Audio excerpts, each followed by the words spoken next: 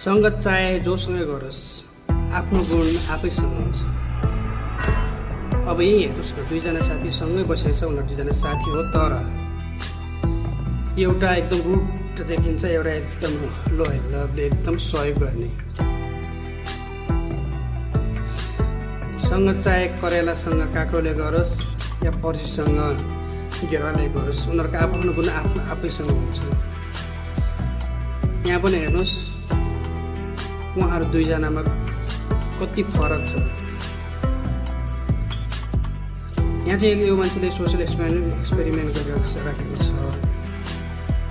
को मान्छे चाहिँ आज भोलि कतिको चाहिँ सहयोगी हुनुहुन्छ भनेर उहाँले चाहिँ ट्राई गरिरहनु भएको छ। हेर्नुहोस्, उहाँले सहयोग गर्नुभयो, उहाँले गिफ्ट पनि राम्रो पाउनुभयो। सबैजनाले सबैलाई हेल्प गर्नुहोस्, सहयोग गर्नुहोस्। यस्तै